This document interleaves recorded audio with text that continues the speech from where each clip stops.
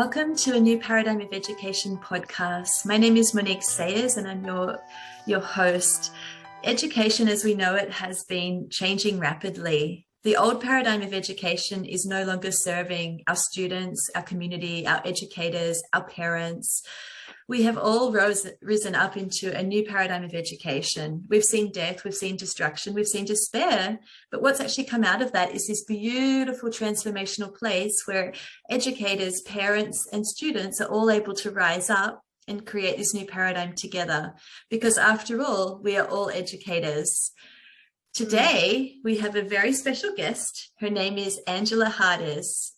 She's a mother, a former high school teacher. She's a homeschooling parent, and she's author of so many books: Tales of Toxic Teacher, Gospel-Based Parenting, Crunchy Kids series, and The Wonderful World of Peaceful World Schooling, the workbook for those who wonder and wonder. That's a mouthful.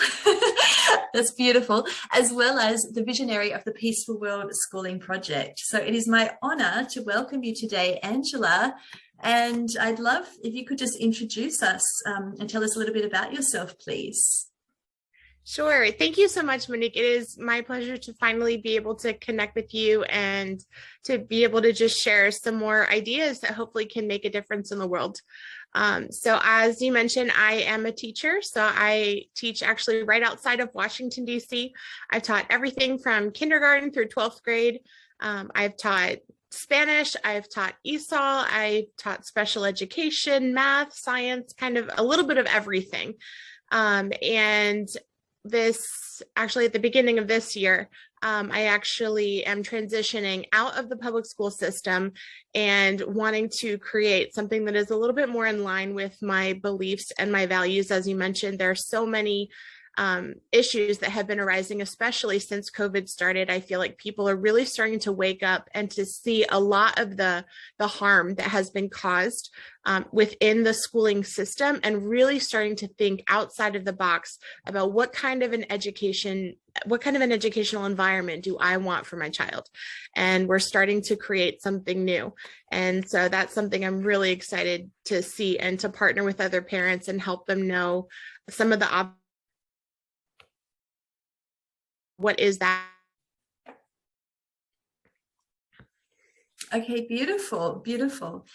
Okay, what I wanted to ask you then after that is, so when we first met each other, you were talking about Peaceful World Schooling, and I'd just love to know more about that. So maybe we could start with sharing that. I love that you've already been sharing that you want to rise and to make changes within education, and I love that. That's just what the new leaders of the world are needing, right? And yes, I'm just really curious to know more about Peaceful World Schooling to start with. Yeah, so even though I was a public school teacher, at that same time, I was actually homeschooling my own children. And I've helped homeschool other children for over 10 years. I would provide private tutoring and things like that. But when it came time for my daughter to go into kindergarten, she went to public pre-K and had a really terrible experience there. And so I decided that I was going to pull her out of the public school system and to homeschool her, because I felt like that would give her a much safer environment than what she was experiencing at school. She was having a lot of issues with bullies, and her teacher would scream at her and things like that. And she would come home just crying every day. And I was like, I really don't want her to be in that kind of environment. I want my daughter to love learning. And so I started learning about different ways to homeschool. And that was when I learned about unschooling. And I was not really a fan of the term unschooling. And so I tried to find something that would communicate more what we were standing for rather than what we were standing against. And so that was when I came up with the term peaceful world schooling, because I felt like that really encompassed all of the things that we were standing for as homeschooling or alternative schooling families. So one, that would be our commitment to cultivating peace in the world, beginning right in our own home. I'm a gentle parenting author, and so treating people with kindness, gentleness, and respect was something that was really important for me, and as a way to foster peace, beginning in our home and then sharing that peace with the world around us. And then the world schooling piece, because I truly believe that we can view the entire world as our classroom. And when we can look outside of school just looks like learning from this textbook or learning from this worksheet. When we can start to see that all of life is learning and that there is something valuable that we can learn from everything and everyone that we meet, that's the biggest game changer in education. So that's how I came up with the term peaceful world schooling, people that are committed to peace and kindness and respect, as well as viewing all of life as learning. So that's how we came up with that term. Wow, that's so beautiful. It's so necessary. And it's like myself, I believe that's a core value of humanity is peace. And I feel like it's actually a missing aspect in a lot of areas in life. People are always rushing and trying to get to the next thing. Even in education, there's competition, there's anxiety, there's all this stuff, and there's that missing element of peace. It's like, but you need to feel peace before you can then create, before you can then learn, before you can then be, right? Like it's definitely that. And then I love the idea of global citizenship. I truly believe in that. And I think that we're all citizens of the world. And so to be able to have that mindset for children is beautiful. There was one thing that confused me though, when you were saying for and against. I didn't know what you wanted to be for and against for exactly in terms of your principles. Could you explain that a bit more? Yes. So most people, when they hear the term unschooling, they kind of think of people that are just anti-school, or, they're just like, okay, if you're unschooling, then a lot of people have this idea that you're just not doing anything. Everyone, the kids are just kind of free doing whatever they want. And that's not really, I feel like that didn't really communicate like the values that we were standing for. Whereas it's not about being anti-school or anti-learning in any way. It's just shifting our view of the way that we learn and what learning we view as valuable. So we don't view learning in this schooling box of like the teacher has all the knowledge, there's a specific curriculum. We really live outside of that. So we're not, learning with any kind of forced agenda or, there isn't like a particular curriculum that we're using to force or coerce or manipulate our learning. It's more, I guess it is more free. And we really, like I said before, we view all of life as learning and all of the world as an opportunity to learn from. That's really beautiful. I really admire that, actually. I really admire that you did that for your children. Can you tell me more about the journey of that? So you still being a teacher, like as well as homeschooling at the same time. I'm just so curious how you did it, and maybe you could give a couple of practical tips about how you did that if there's anybody out there that's considering that as well, because I know myself, I'd like to know a bit more even.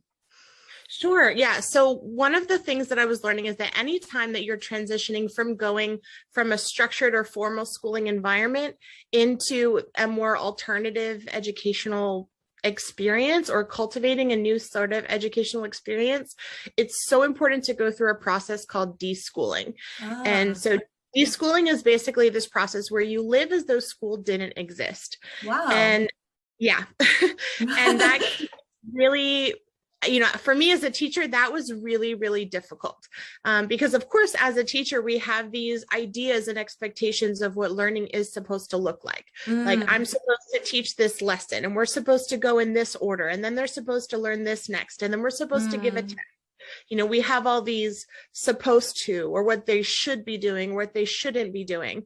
And so that process of deschooling is really important because it helps you to kind of break free from a lot of those preconceived ideas of what you think learning is supposed to be or what it's supposed to look like. And then from that kind of clear space, then you can create something new. So yeah, that was how we started, was just going through that deschooling process and literally just living like school did not exist. So we didn't do any kind of, workbooks or anything like that. And we just focused on enjoying our life together. I focused on having a connected relationship with my child. It was a huge shift for me to shift from being the teacher to then viewing myself as the student of my child. So I really tried to get to know her, like, who is this 5-year-old that is in my life, that is my child? What are her passions? What are her gifts? What are her strengths? What is she excited about? And then the more that I would learn about her, the more that we would start to pursue things that would help encourage her in those passions and interests. So that was how we started.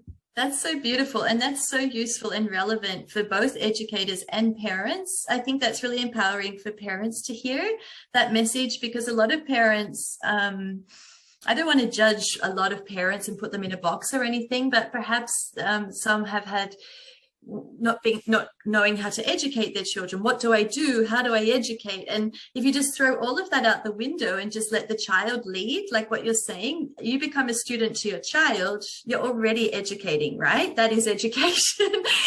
that's what's so beautiful about what we can do. And I'm hoping my vision of that as well is if I am going to be in a classroom again, that it is that I am listening to the child is fully leading, and it's not that old system of teacher leading, child listen. It just doesn't work.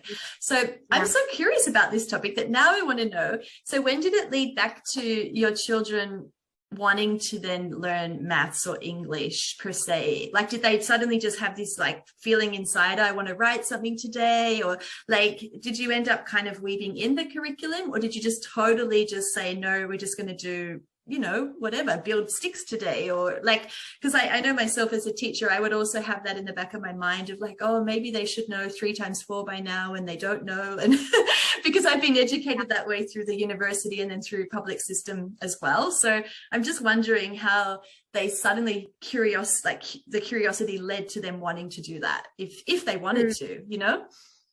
Great question. Yeah. So that was actually something I was really, really worried about.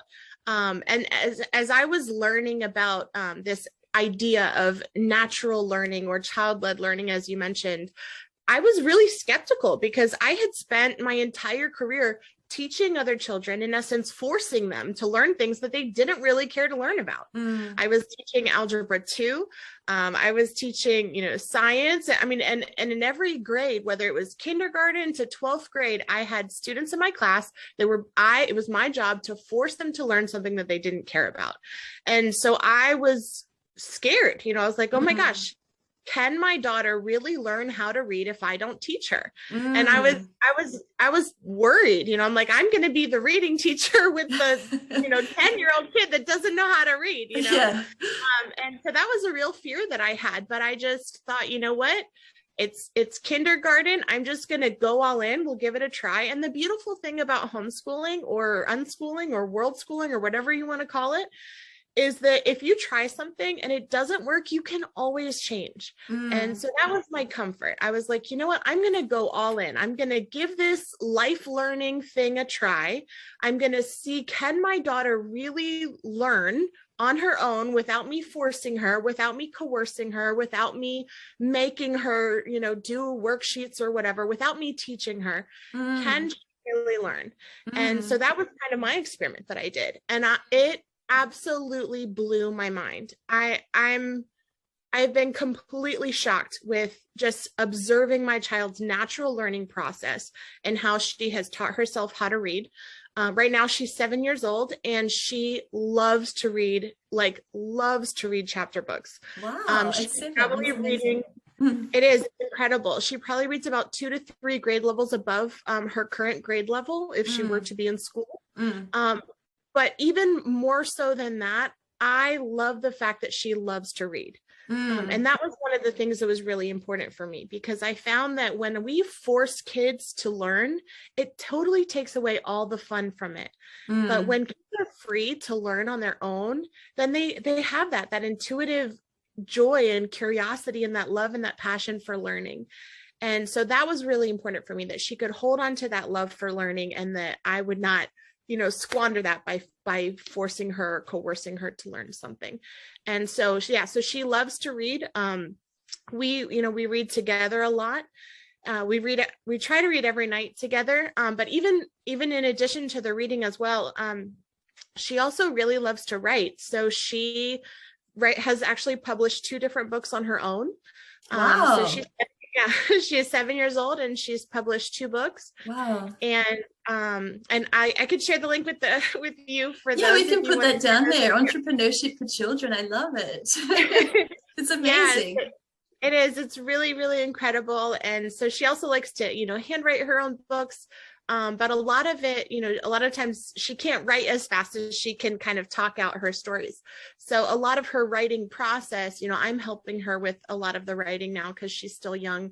But she's learning and she's growing and she's loving and enjoying it. And for me, that was the most important thing.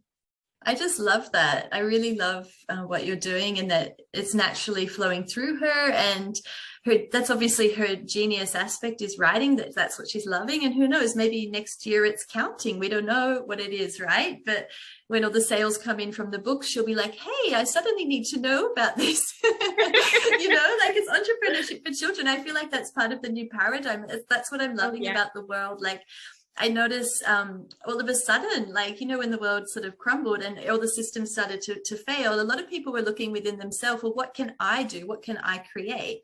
And children already have that unique gift within themselves that they want to create. So for you allowing her to do that, I mean, not allowing, I don't like that word allowing because we've just been disregarding allowing, but holding the space for that, for her to step up and rise into that place is exactly what I call the new paradigm of education. So I'm so grateful that we got to share about that. That's super amazing.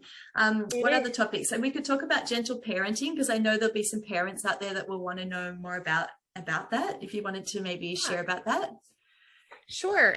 So gentle parenting, I kind of stumbled into gentle parenting in kind of an odd way.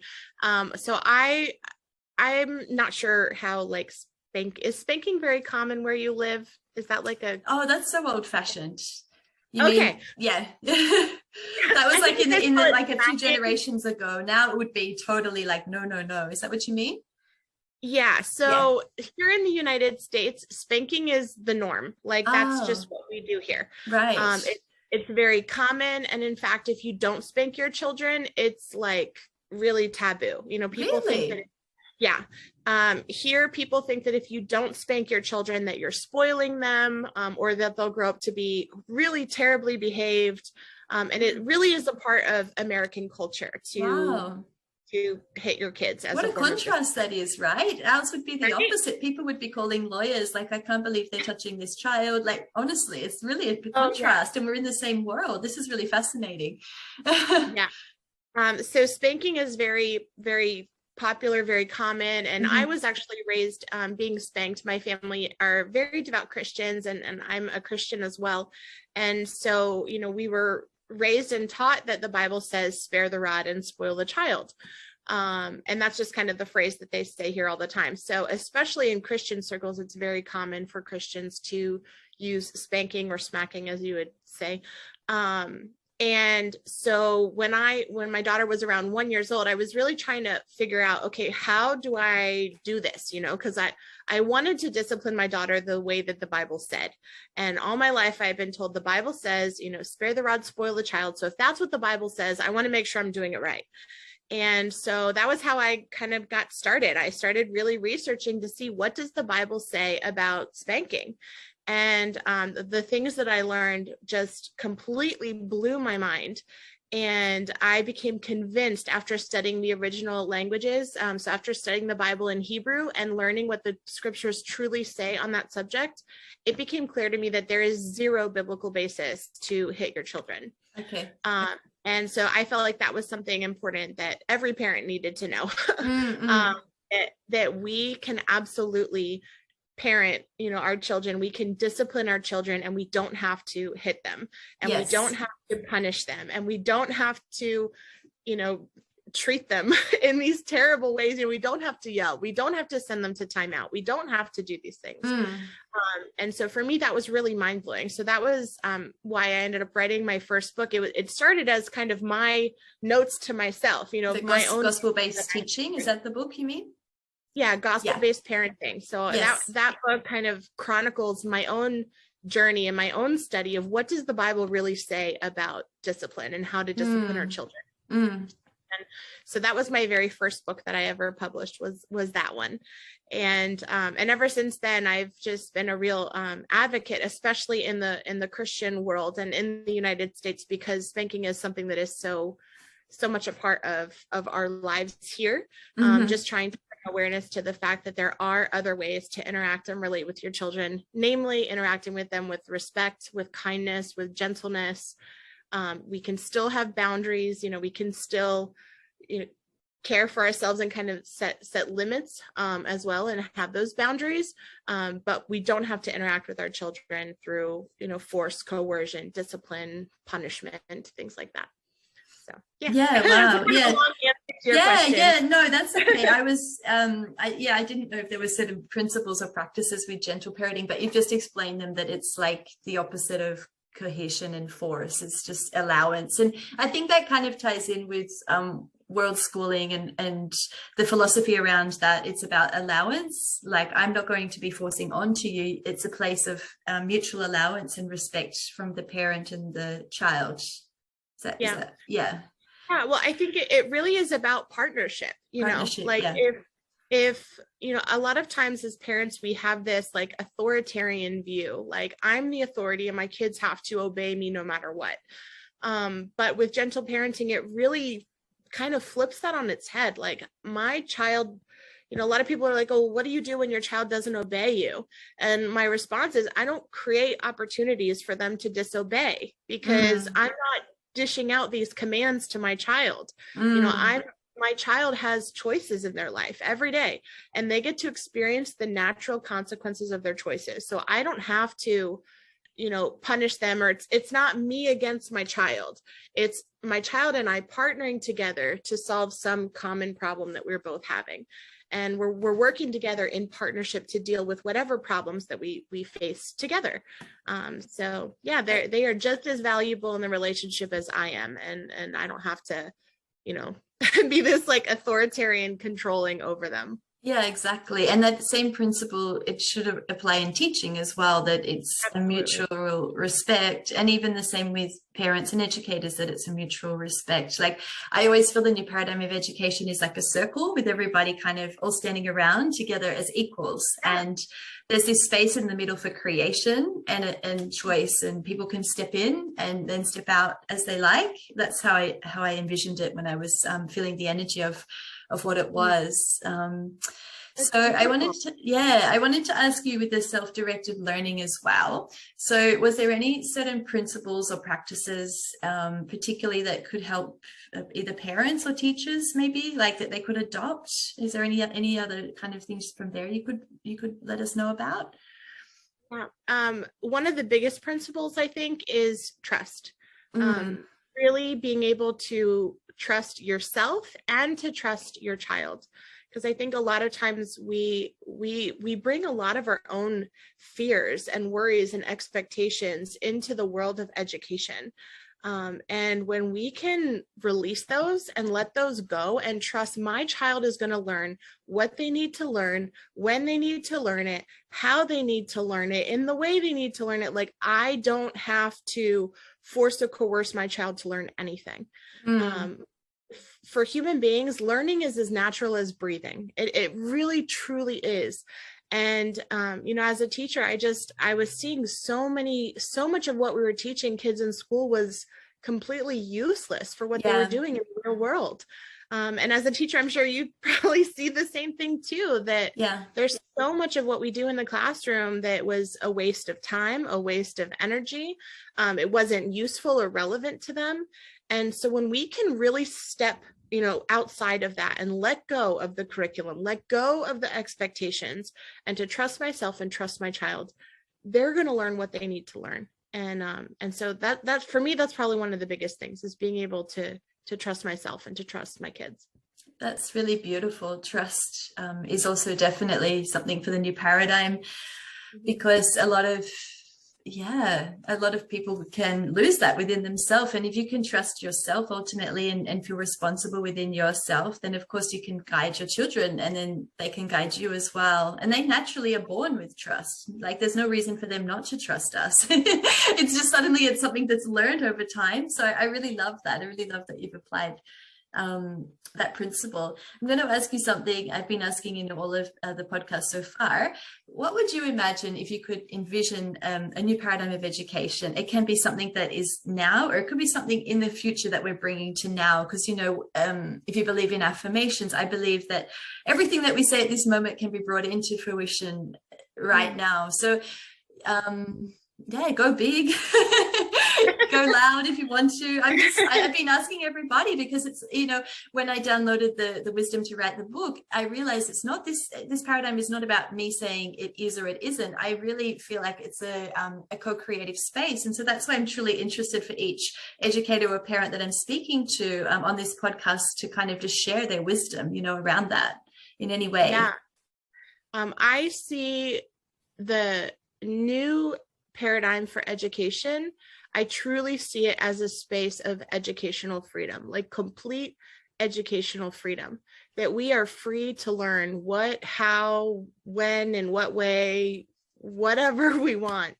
And that we can learn with joy, we can learn with patience, we can learn with perseverance, we can learn through fun and engagement and excitement, and with trust as well. So for me, I think that's what I'm standing for. I'm standing for educational freedom for every single child, because I truly believe that, you know, as a gentle parent as well, you know, like you mentioned, that gentle parenting like really flows into my approach to education, because it's like, if I'm going to parent from this space of love and respect and gentleness and kindness, if I'm going to parent from that space, what does that look like when I carry those same principles to the world of education?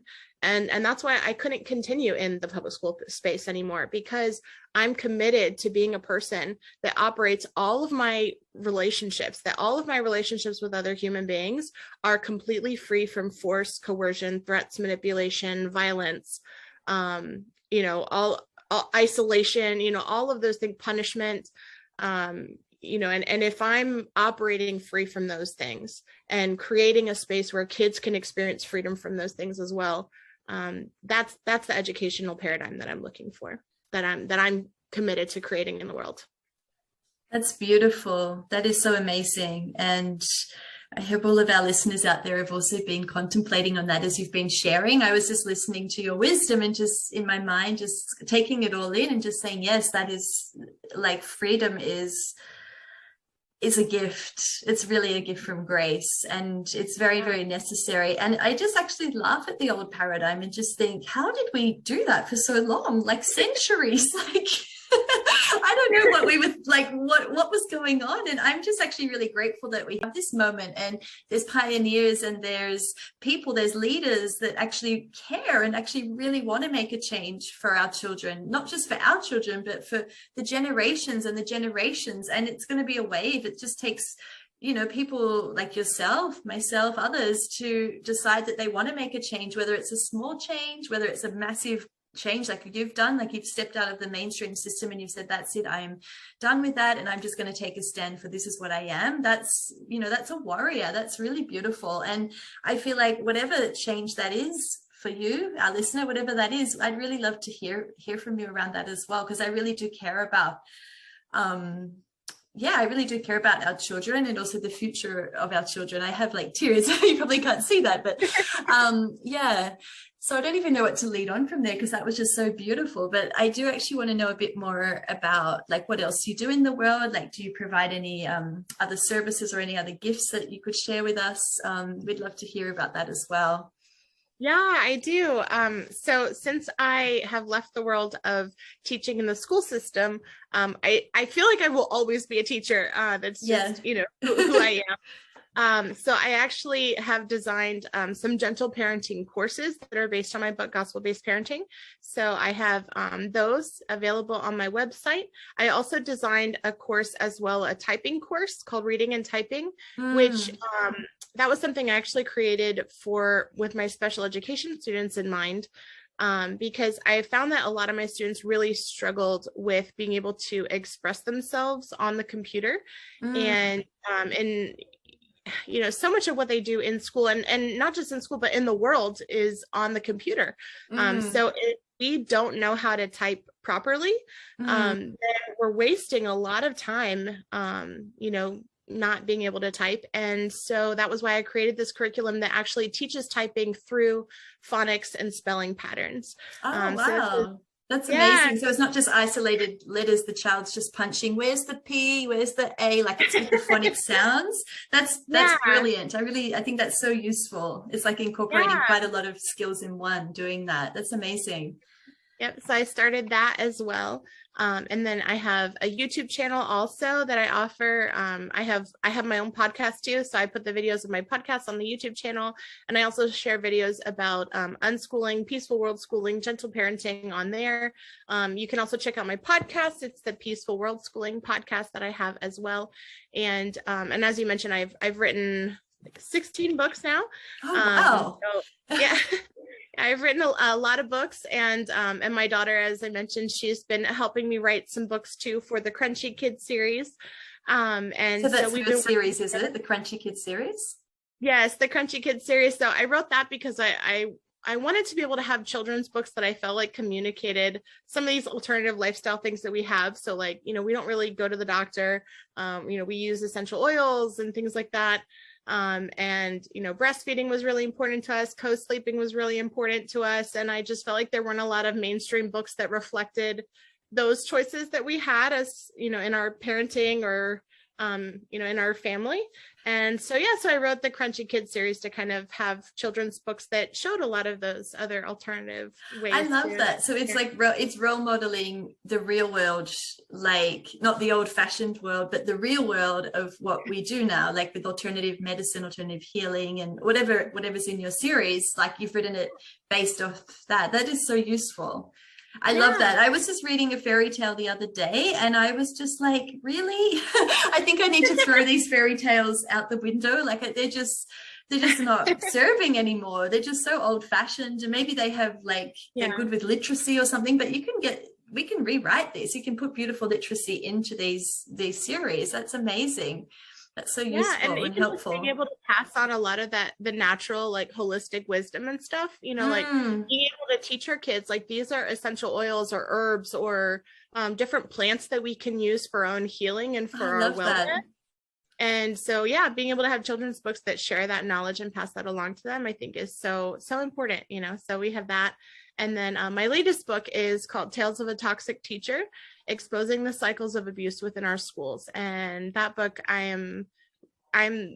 it's been a long time writing that book. I started it several years ago and kind of had to put it to the side. But then when everything was happening with COVID, I really felt like, okay, now is the time for me to finish this book. And so I wrote that book and really just exposing, as I mentioned, those cycles of abuse that a lot of times we're just not even aware of, that we're participating in the school system, that affect, everyone. It affects teachers, it affects students. So that's a real eye-opener for sure. And I definitely recommend it if anyone is curious about, some of the things that happen behind the scenes or the things that are happening in the public school system.